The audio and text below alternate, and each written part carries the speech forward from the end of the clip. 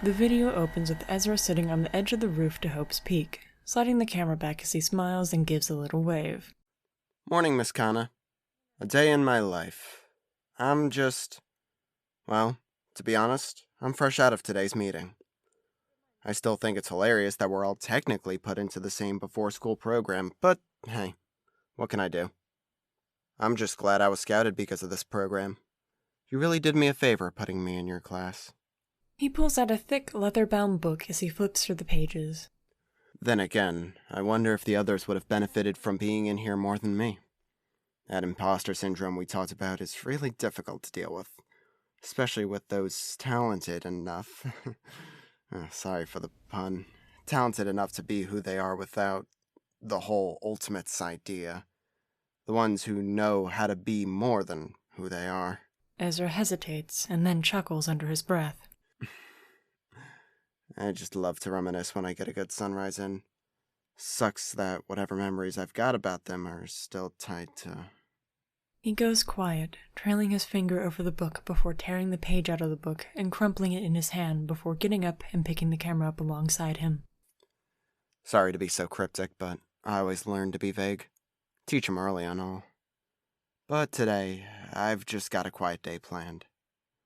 I finally figured out a few pieces about my mom like I had wanted.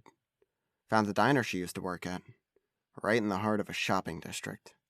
A little gimmicky, but it looks nice.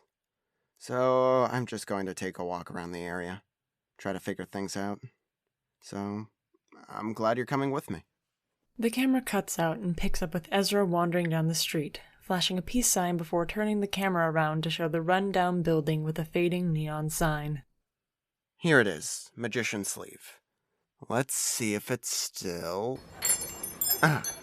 guess that's a yes. Ezra wandered in, looking at the retro diner and its neon lighting, letting the camera pan around the area as he slowly made his way to a booth as he passed a "Please seat yourself" sign. He set the camera down across from him, picking up a menu and smiling as he looked through the list. Welcome to the Magician's Sleeve. What can I get you to drink to get started? Tea, please. Right. Coming right up. Is everything all right?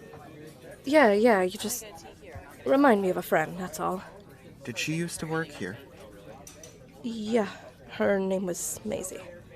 Macy Hoff? Ezra gives a tired smile before reaching out and turning off the camera. When it resumes recording, Ezra is walking down the street and adjusting his hoodie. Well, I got to know a lot.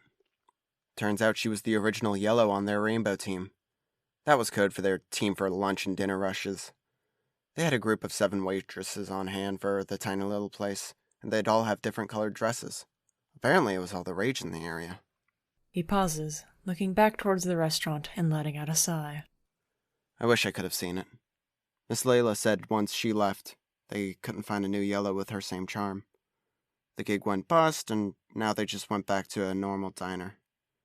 But she also said if there was anything Mom loved more than anything, it was the bookstore down the way. So, time to check it out. Ezra winks at the camera, then turns it off. It picks back up with Ezra in a mountain of beanbag chairs and with a stack of books that he collects and cradles in his arms. Found a couple new reads. All local authors. Turns out there's a lot more talent in the area, and they're all banding together for an exhibition of their upcoming novels in a couple weeks. I saved a brochure. I might try and pitch that for our next field trip for the meeting. I think that's what I'd prefer to become. Ezra pauses, then smiles with a little more conviction in his voice. No, not want. That's what I will become, Miss Kanna. Because... He lifts up a small children's book with crude illustrations, The Boy Who Became Everything, by Maisie Hoff. Because I think this boy is me. She was my biggest supporter, and it's about time I repaid that favor. It's the least I can do.